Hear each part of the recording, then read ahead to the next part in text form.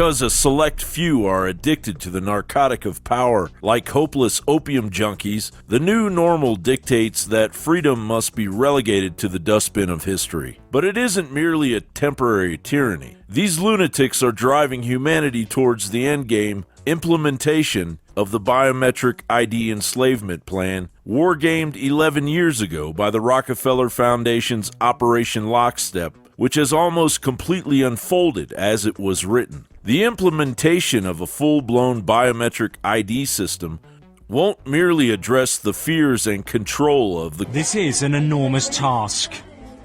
The fingerprints and eye scans of every Indian in the country are being taken and collated into an online database.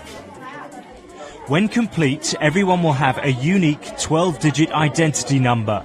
It'll enable them to access India's vast and unwieldy welfare state. It will enslave humanity in other levels of technocracy, including a functional MRI scanner at airports and public places to detect abnormal behavior and anti-social intent, a cheaper, lower bandwidth telepresence technology that serves those who are under permanent lockdown. Eventually, a China-style firewall will fracture the internet as it is driven by protectionism and national security concerns. Biometric systems can recognize a person's specific physical attributes, their fingerprints, facial features, iris, or retina. The technology is already used around the world by the Somali army, Indian doctors, and for authenticating patients for important drugs, or for online banking on smartphones. There are even systems that look under your skin, so to speak, such as infrared scanners that are used in vein matching.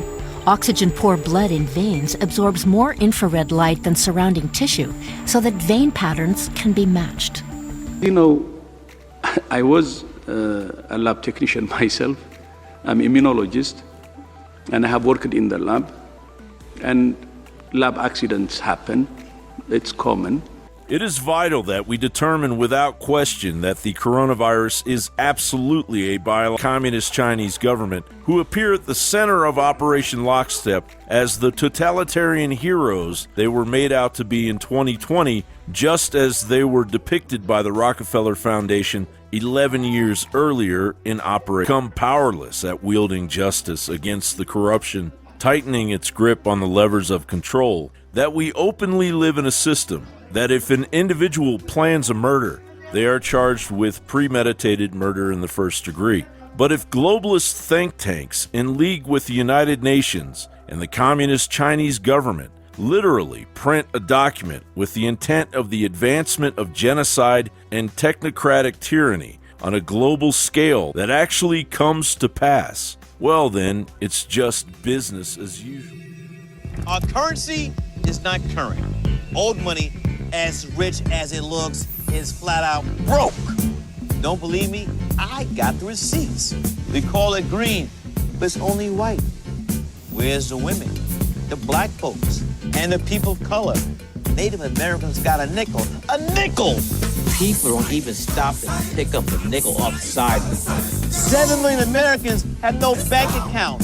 20 million are underbanked. Old money's not gonna pick us up. It pushes us down, exploits, systematically oppresses us. But new money is positive, inclusive, fluid, strong, culturally rich. Where status is anything but status quo. Do your own research.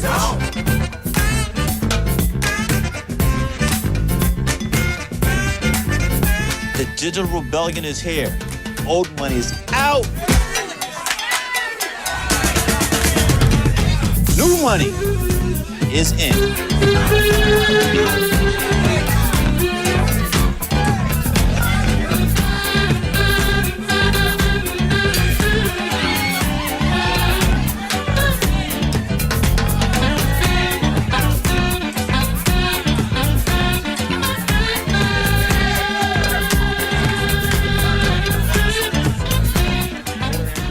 partnership announced today by MasterCard and Verizon. They're going to focus on using 5G to further digitize the $50 trillion global consumer spending market. Teams from both companies will be here at MasterCard's New York City Tech Hub collaborating, and they're going to look at things like innovation, including tap-and-touch technology for smartphones that allows these smartphones to be turned into tap-and-touch payment terminals. Globally right now, about 90% of all transactions are done at merchants with the ability to do contactless. This partnership will also focus in part on enabling small and medium-sized businesses to take payments with smartphones, with wearables, and also use touchless shopping technology. A large retailer can easily do this. A small business, how are they going to do it? That's exactly what this will bring. 5G allows us to deliver the full experience. I'm going to go and I choose an item in a shop, but actually I don't have the color I like. So I'm going to have it sent home, and then it's going to be paid once it arrives. All of that is coming together. And I spoke to the CEOs from both companies. They say they expect some type of new innovations from this partnership by 2023. Back over to you. Hey, Frank, really quick, just to put a fine point on it, is this to go after the PayPals and Squares of the world? What are they trying to do? Well, I mean, according to them, the real focus here is just using 5G to kind of make it easier for these small and medium-sized businesses to use emerging technology, things like tap and touch or even contactless. They have a higher turnover rate than traditional retail at times. It's also faster. Another thing is data security and the ability to use things like mobile edge computing, where you can have the hardware for payments further away from a retail site. And that's what kind of enables things like those Amazon Go stores, where you can just walk in a store, grab something, and walk out.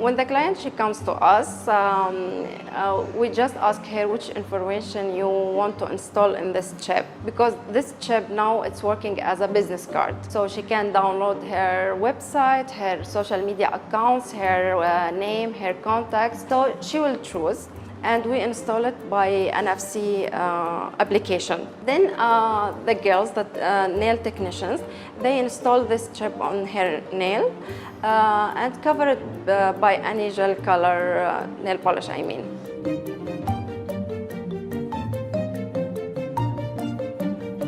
Really excited now that I've had it installed. Now if I'm in a loud place and I want to share my Instagram or my social media, I'll say, scan my finger.